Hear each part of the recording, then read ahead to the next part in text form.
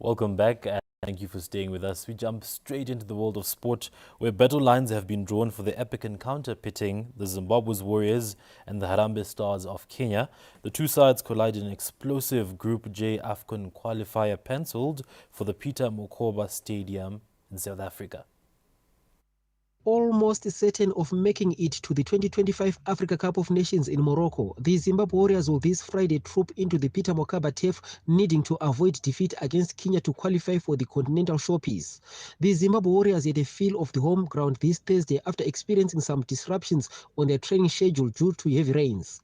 Speaking during a media briefing, Warriors head coach Michael Nies said his charges are fully aware of what is at stake. It's an important game. For Kenya, it's a decisive game. For us, it's a very, very important game because we are in a quite good position. But we also know how football is. You cannot predict result. You can plan and you can work on your performance. And with a good performance, Zimbabwean fans have pledged to rally behind the boys in neighboring South Africa come Friday. Two teams from the AFCON qualifying groups qualify for Morocco, and from Group J, Cameroon have already booked their place, while one of Zimbabwe and Kenya will also qualify. Mthokozi Stube, ZBC News, Polokwane. For another reminder, ZBC will broadcast this qualifier match between the Warriors and Kenya's Harambee Stars, which starts at 4 p.m. this Friday. Meanwhile, Zimbabwe have begun preparations for the COSAFA Under-17 Championship that will be held in Mozambique from the 4th to the 13th of December.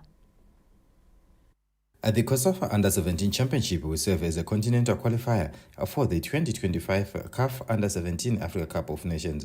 The top two nations at the COSAFA Championship will qualify for the continental finals in Ivory Coast next year.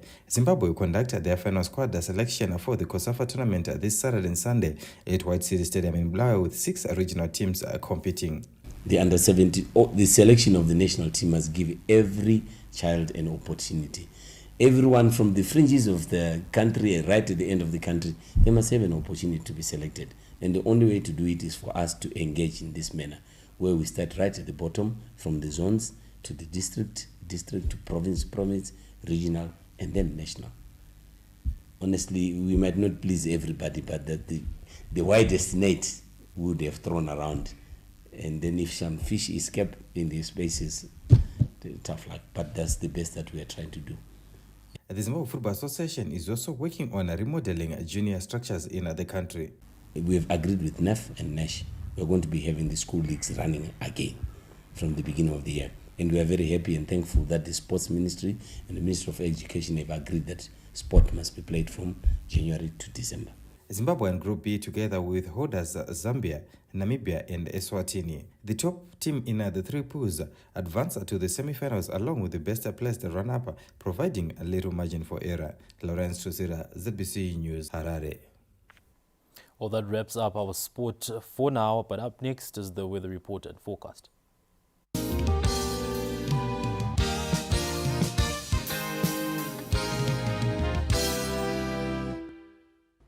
Good evening, Zimbabwe, and welcome to tonight's weather report and forecast of Juba. We had a bit of moisture over the southeastern parts of the country, with Chipinge Primary School recording about 188 millimeters, Urban 115, whilst Chisumbanje at 94, and Nyanga and Kusaga at 72 millimeters.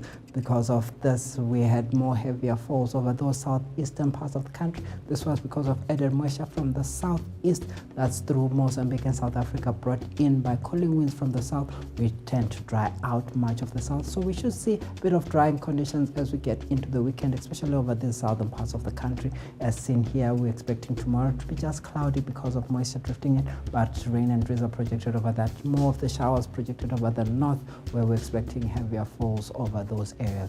But for the weekend, we're expecting it to clear off over those southern areas, giving us mostly sunny skies. As seen here, we're expecting it to be cloudy still today with cooler conditions over those southern areas. Same for tomorrow. tomorrow. We're expecting a few areas to be even at 19 and 16 in areas along the main watershed. But for Victoria Falls, we're still expecting it to be still warm with thundery weather here and there. Same for Lupane with a bit of sunshine on Sunday. Bulawayo is mostly sunny on Sunday with more warmer conditions. Same for Matopos, whilst it is cloudy for Friday and Saturday. Gwanda also the same with the sunny Sunday projected. Bit of cloudy here and there. Same for Masvingo, more sunshine as we get into Sunday. For where we're expecting a few sunny breaks here and there on Sunday, but Friday and Saturday are mostly cloudy. But Kwekwe is cloudy because of moisture still apparent over those northern parts of the country. Kadoma, a few sunny breaks here and there with a bit of sunshine on Sunday, but it should get cloudy again from time to time. Are also the same with a bit of cloudiness here, and the cooling winds also projected over Chinoy with a bit of moisture still present. Kariba, sunny breaks here and there. Same for Bindura with a bit of cloudy becoming sunny later on. For Marandra, expecting a bit of sunshine here and there. Nyanga, bit of cloud because of moisture still apparent over that southern part. And we still remind you that when thunder rolls, it's best to be indoors. Cooler over the south, please keep warm. I'm James Kama Jr. for the Met Department.